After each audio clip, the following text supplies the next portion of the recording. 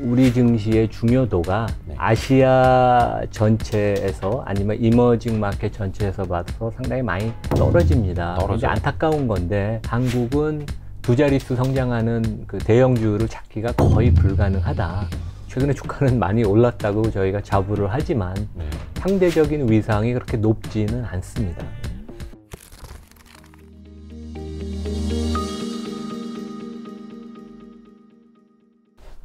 뭐 이렇게 많이 준비해 오셨어요? 제가 나이가 들어서 숫자를 기억을 못합니다. 아유, 별 말씀을요. 사실 뭐 디테일한 숫자 하나하나 뭐 말씀해 주지 않으셔도 돼요. 뭐 그게 중요한 거는 아니에요. 그래도 또 이렇게 인바이트 해주셨는데 아유, 정확한 정보를. 왜냐하면 보니까 잘 모르는데 얘기하는 분들이 너무 많아서 거짓말하는 분들도 많고 아유, 또 뭐 사실적인 그 틀린 얘기하는 분들도 많아요. 되게. 또 약간 이렇게 굉장히 감사합니다. 또 많이 준비해 주셔가지고 제가 이남우 교수님을 사실 이제 얼굴을 직접 처음 뵀던 거는 아마 작년 여름쯤인 것 같은데 한국 거버넌스 포럼. 네, 맞습니다. 그때 이채원 대표님하고 박용옥 대표님, 용환석 대표님, 존리 대표님하고 좌담회 하실 때 제가 그때 한번 취재를 간 적이 있잖아요. 그때 좌장 그 사회를 보셨었고 그 벌써 작년 여름이네요. 그때 제가 머니투데이 방송 있을 때 맞습니다. 아마 비 오는 여름으로 제가 기억을 하는데 그때 처음 인사를 맞습니다. 이제야 제가 모셨네요. 반갑습니다. 아유, 좋은 주식, 나쁜 주식 이 책도 잘 봤습니다. 네, 뭐 연초에 냈는데요. 조금 그 팩트 중심으로 국내랑 해외를 두루두루 비교해서 썼는데 그런 면에서 조금 차별화됐고 뭐 어느 정도 꾸준히 그냥 계속 수요가 있는 것 같습니다. 또 일반인들 보기에도 그렇게 어렵지 않게 눈높이를 맞춰서 써주신 거고 많이 팔렸나요?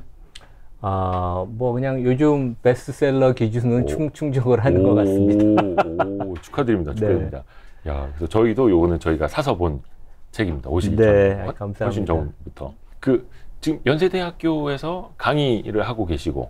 그러니까 이제 제가 국제대학원 소속 개원 교수고요. 이제 한 학기에 2과목씩 가르치는데, 재무 분석, 산업 분석, 그 다음에 이제 기업 거버넌스, 이런 과목을 저희 국제대학원하고 언더우드 학부는 이제 영어로 가르칩니다. 그래서 이제 외국 학생들도 많고, 아니면 교포나 이제 요즘은 또 이제 우리나라 주재원들이 해외 생활을 하면서 이제 그 자녀들이 해외에서 영어 교육 받는 사람들이 많잖아요. 이제 그런 친구들 대상으로 수업을 하고 있습니다.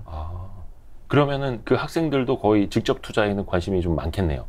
그러니까 제가 그 매 학기 수업하기 전에 그 간단한 서베이를 이제 우리 카톡방을 만들거든요. 요즘 이제 코로나 시대에는 그 대면을 못 하니까 이제 빨리 얘기를 하기 위해서 카톡방을 만드는데 제가 이제 지난주에도 간단한 서베이를 우리 학생 대상으로 했어요. 그래서 6개월 전보다 확실히 주식 그 직접 투자하는 학생들이 많이 는 것 같아요. 그래서 그런 면에 있어서는 상당히 특이하고 그 전에는 국내 주식만 거의 대부분 했는데 요즘은 국내 주식, 해외 주식을 골고루 한다.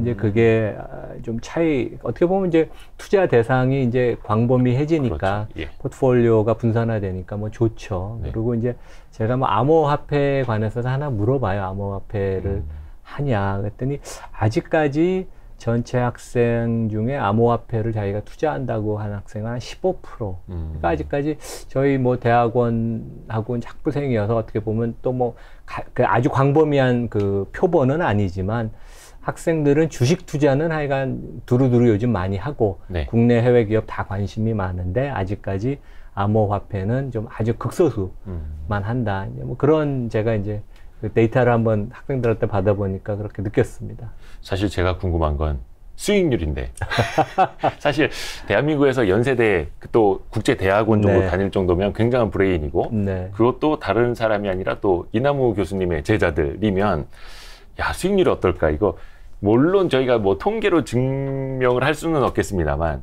교수님이 대략 이렇게 느끼시기에는 좀 어떤 것 같나요? 아까 그 수익률을 제가 구체적으로 알 수는 없고 그 대신에 이제 제가 학기 초에 학생들을 모의 투자 게임을 시작합니다. 그래서 이제 워런 버핏의 투자 철학을 이제 적용해서 종목을 고르다 그런 경우도 있고 조금 고급 반에서는 이제 헤지펀드 같이 롱숏 종목을 고르라고 그러는 게 있는데 남학생, 개념으로. 여학생의 특징이 있습니다. 이제 제가 느끼기에는 정확한 데이터는 없는데 느끼기에는 여학생들의 수익률이 장기적으로 보면 좀 더 좋은 것 같고 그게 이제 아마 점잖은 종목, 그러니까 뭐 6개월, 12개월 전에는 이제 여학생들이 삼성전자, 카카오, 네이버, 현대차 이제 이런 우리 이제 간판 기업들을 많이 샀어요. 근데 이제 이번에 이제 종목 추천한 걸 보니까 키다리 스튜디오.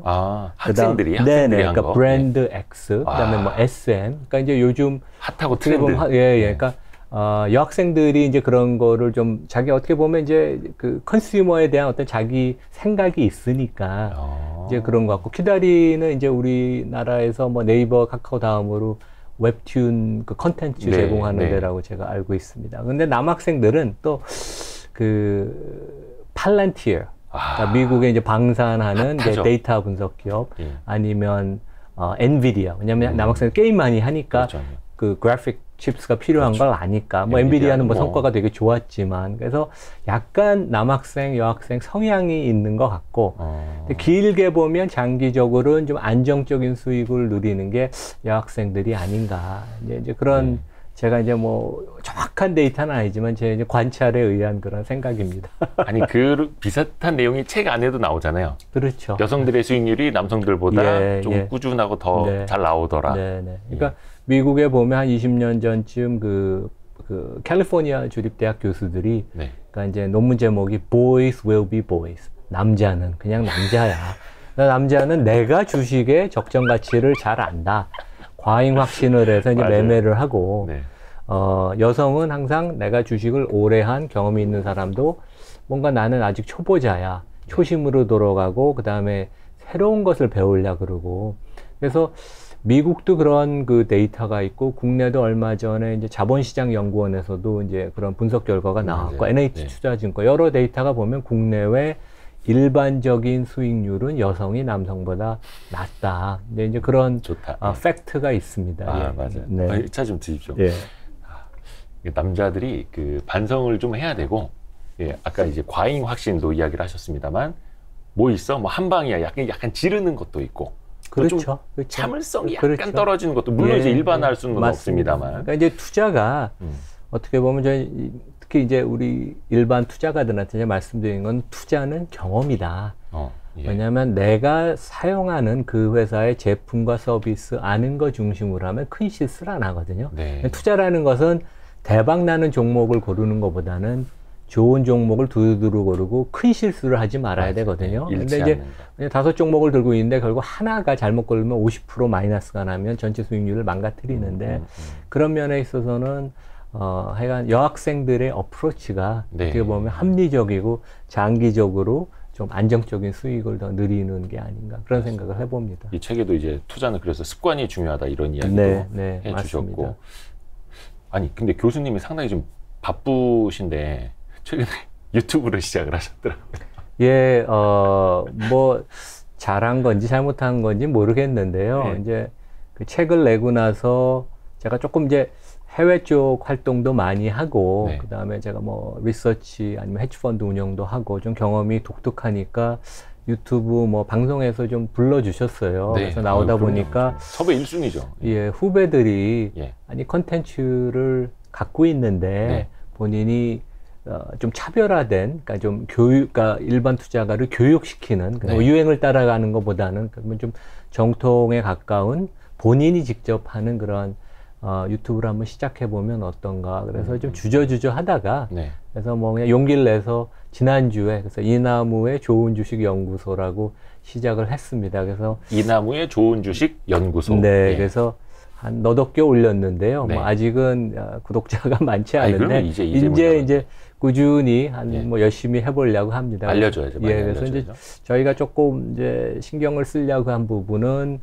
뭐 이제 제가 한 30년 국제금융 투자 쪽에 했으니까, 그래서 국내외 증시의 핵심 이슈를 좀 이렇게 상호 비교하면서, 그러니까 이제 크로스 보더를 중심으로, 그 다음에 이제 기업을 놓고 봐도 한국 기업, 미국 기업, 한국 기업, 뭐 중국 기업, 이렇게 좀 국제적인 관점에서, 그러니까 이제 제가 외국 투자가를 어떻게 보면 제일 많이 경험하고 그렇죠. 제일 많이 하는 사람이라고 항상 생각을 하기 때문에 그런 면에서는 그런 것들을 좀 우리 청취자들, 구독자들한테 조금 전달을 하면 이분들이 저는 되게 한국이 되게 중요한 시점 같아요. 그러니까 이제 어떻게 보면 우리나라가 에퀴티 컬처, 그러니까 기업은 경영하는데 주주를 주로 신경을 쓰면서 경영을 하고 우리 일반 국민들은 주식을 통해서 장기 투자 성과를 누리고 이제 그것이 사회 전반적으로 이제 확산이 되는 건 중요한 시점 같습니다. 과거에도 그럴 뻔한 시기는 항상 있었지만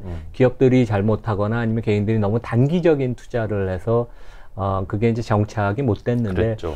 이번에는 조금 긍정적으로 볼 수 있는 것도 아닌가. 그래서 최근에 뭐 주가가 꺾이고 삼성전자가 꺾여도 사람들이 너무 패닉을 안 하고 더 펀디멘털하게 좋은 종목을 많이 사고 그런 모습을 보여서 그런데 조금이라도 한번 기여를 해보면 좋습니다. 의미가 있다고 생각을 합니다. 말씀 중에 잠깐 이야기 나왔던 뭐 거버넌스 이야기라든지 이런 거는 좀 뒷부분에 저희가 이제 질문을 좀 준비해 놨고요.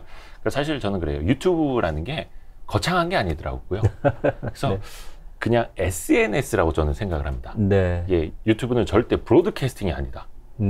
소셜이다라고 생각을 해서 예전에 트위터 텍스트였던 것들, 페이스북, 인스타그램 사진으로 올리던 것들을 그냥 영상으로 올리고 사람들하고 친구를 맺고 소통을 하는 거다. 그러니까 팔로우의 개념이 그냥 구독이라는 걸로 좀 달라질 거다라고 보거든요. 그래서 그냥 부담 없이 사람들하고 이제 소통하듯이 하시면은 좋을 것 같아요. 그래서 실제 뭐 몇 개 안 올렸는데 되게 여러분들이 요런 점은 좀 화면을 이렇게 바꿨으면 좋겠다. 뭐는 좋다, 안 좋다. 그래서 피드백들을 많이 올려주셨어요. 그래서 그걸 또 이제 반영해서 조금씩 개선을 하면. 아마 조금 신경 쓰이실 겁니다. 막 사람들이, 잔소리 하는 사람들도 많고, 원하는 사람도 많고, 또 격려해 주시고 응원해 주시는 분들도 많고 해서 되게 힘이 아마 되실 겁니다.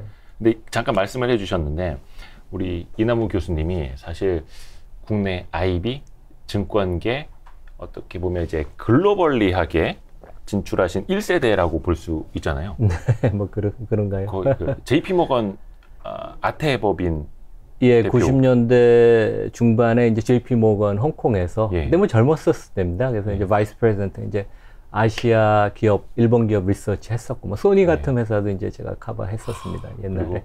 메릴 린치 한국 법인 대표도 공동 대표 이제 했었고 하셨고 또 30대 중반에 삼성증권 리서치 센터장을 하셨고. 사실 이게 어마어마한 일인데. 그때 뭐 우리나라 금융이 좀 다이나믹했던 시기여서요. 제가 좀 기회가 있었던 것 같습니다. 자본시장이 되게 그때는 중요했고 외환 위기 이후로.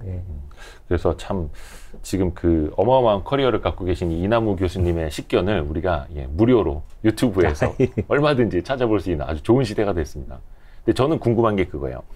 이남우 교수님은 외국계하고도 릴레이션십이 굉장히 많고 거의 뭐 한 30년 이상을 그렇게 이제 커리어를 쌓아 오셨는데 그러면 도대체 외국인의 시각에서 봤을 때 대한민국 증시란 과연 어떤 존재일까? 어떤 의미일까? 어떤 중요도를 갖고 있을까? 현재는 어떨까요? 좀 90년대로 이렇게 비교해 보시자면. 20년 전보다는 우리 증시의 중요도가 아시아 전체에서 아니면 이머징 마켓 전체에서 봐서 상당히 많이 떨어집니다. 근데 안타까운 건데 20년 전만 해도 아시아에서 한국 시장이 가장 컸습니다. 그때 이제 중국이 개방을 하기 전이고 우리나라 기업들이 아주 활력이 넘치는 거고 그때는 헤지펀드들이 한국에서 엄청나게 활동을 많이 했습니다. 되게 다이내믹했죠. 근데 이제 최근에는 많이 줄어든 게 한 예를 들면 이제 블랙록이라고 세계 최대 자산 운용사가 뭐 ETF 다양한 펀드가 많지만 액티브 직접 운영하는 거 포션은 전체 뭐 금액 중에 크진 않습니다. 그래도 블랙록인데 블랙록이 한국을 실제 직접 운영하는 펀드 매니저가 홍콩에 한 명입니다.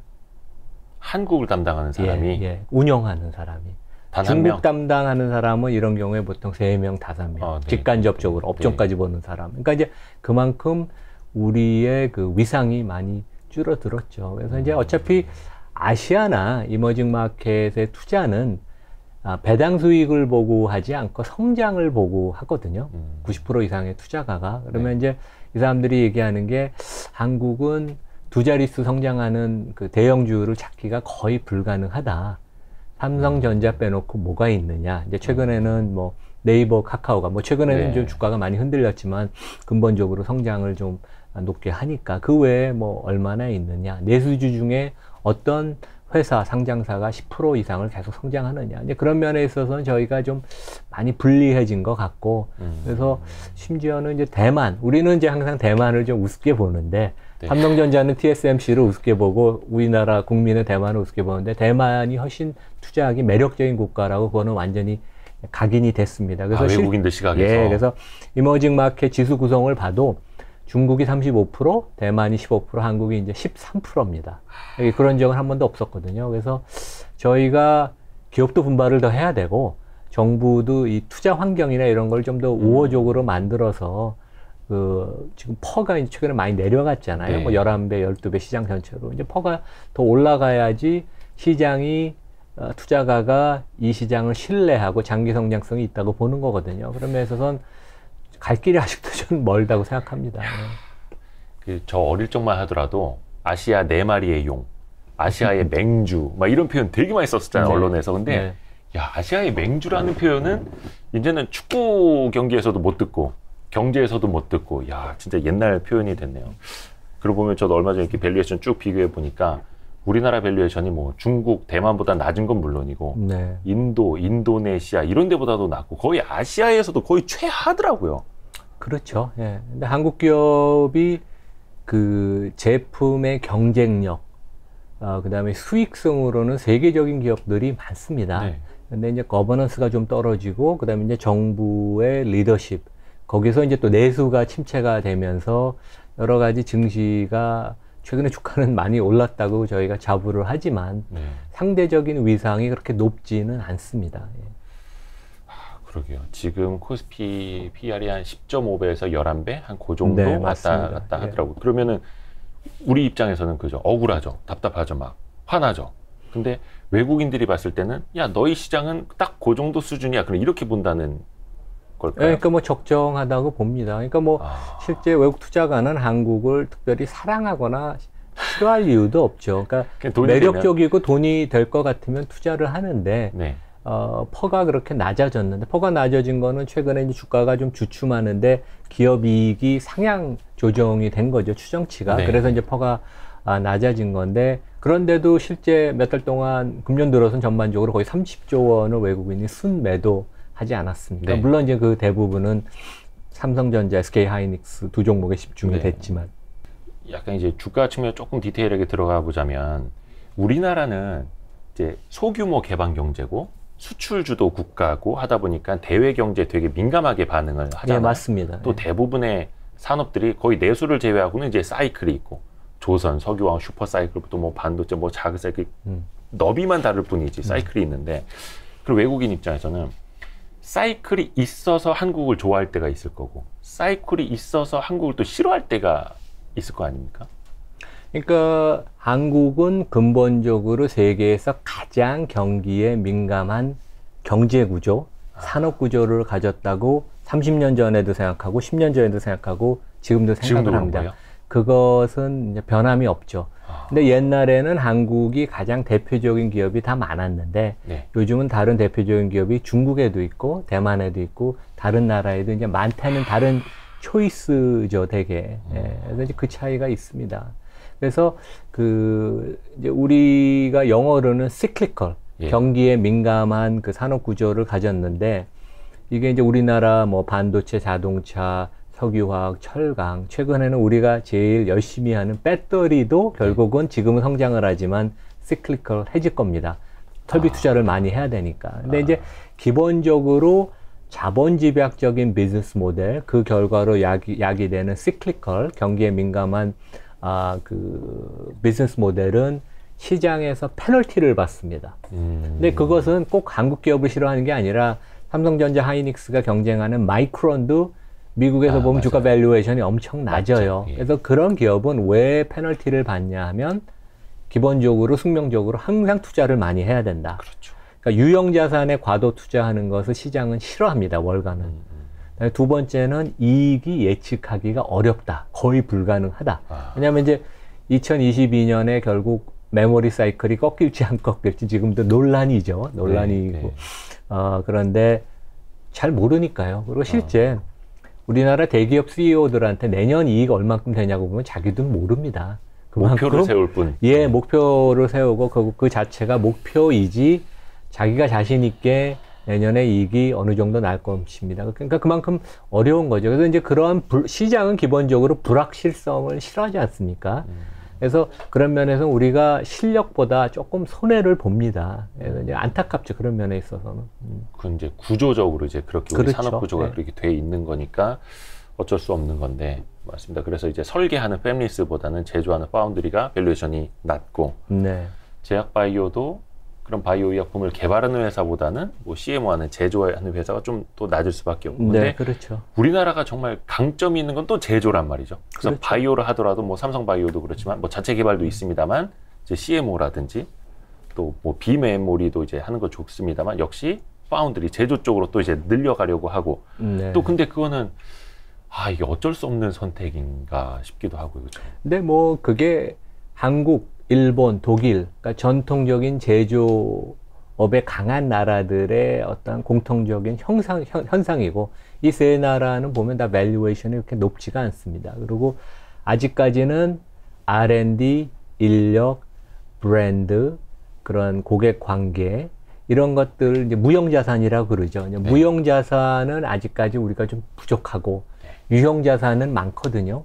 그러니까 실제 삼성전자랑 애플의 대차 제조표를 보면 완전히 비즈니스 모델이 틀립니다. 애플은 기본적으로 제조를 안 하니까 삼성전자는 유형자산 투자가 많이 돼 있고 그래서 차이가 많이 나는데 결국 저희가 뭐 기업들이 무조건 시장이 원하는 대로 따라갈 필요는 없지만 21세기가 무형자산의 시대라고 생각을 하면 우리나라 기업들도 비즈니스 모델이 좀씩 바뀌어야 되겠죠. 이제 그 부분이 결국 인정을 받으면 시장이 10배, 11배에서 13배, 15배가 될 수 있고 물론 거기에 이제 거버넌스가 같이 결합이 돼야 되겠죠. 그래서 이제 그 과정은 계속 우리가 20, 30년을 얘기했는데 아직까지 개선이 안 이루어지고 있습니다. 기업의 경쟁력은 세계 인류가 됐고 수익률도 상당히 지금 거의 상위권에 왔는데 아직까지 시장에서는 높은 평가를 못 받는 그런 자본 집약적인 시클리컬한 비즈니스 모델의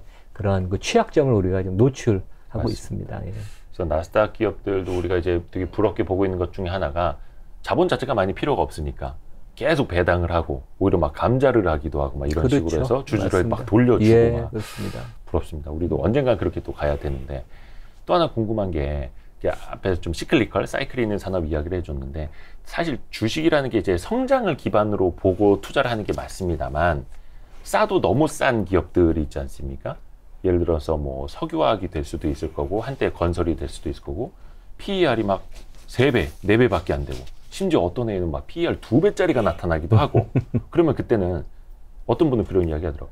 야, 사이클이 꺾이면 PER이 200원, 300원 상관없어. 네. 내년엔 비싸질 거잖아. 라고 이야기 아예 쳐다보지도 않는 분들이 있고 어떤 분들은 야, 그래도 너무 싼 거 아니냐. 제 가치 뭐 2년이면 시가총액을 벌어들이는데 이게 말이 되는 거냐. 이렇게 보시는 분들 많은데 교수님은 약간 어떤 시각이세요? 그러니까 제가 책에서 그 좋은 주식, 나쁜 주식에서 이제 그 부분에 대해서 썼습니다. 그래서 이제 우리나라 시장이 기본적으로 시클리컬하고 많은 회사들이 삼성전자 포함해서 뭐 포철 다 시클리컬해서 결국 이러한 시클리컬한 기업이 적자를 내거나 이익을 거의 못 볼 때 그때는 퍼 개념으로 하면 우리 분모가 마이너스이거나 아니면 이익이 너무 적어서 퍼가 오히려 높습니다. 그래서 퍼를 계산하기 어렵거나 퍼가 높을 때 주식을 사야 되고 퍼가 가장 낮아질 때 지금 말씀하신 것처럼 HMM 현대상선 옛날에 HMM이 퍼가 지금 4배입니다. 포스코가 보니까 퍼가 7배. 근데 이럴 때 기본적으로 팔아야 되죠. 근데 이제 그것의 가장 중요한 가정은 제가 요즘 뭐 애널리스트가 아니니까 실제 각 산업을 정확하게 모르겠지만 제가 그래서 자료를 좀 찾아봤어요. 근데 HMM 한국에 그다음에 이제 HMM보다 더 큰 대만의 에버그린이라고 있습니다. 얼마 전에 시가총액이 배 한번 이렇게 기록 막았다. 예, 그렇죠. 한 25조, 30조 되고 그 다음에 이제 그 덴마크의 머스크라고 그 해운 업계에 가장 1등 하는데 최대 선사. 이런 데들 보면 다 퍼가 4배예요. 한국, 대만, 덴마크 세계 1인 회사가. 근데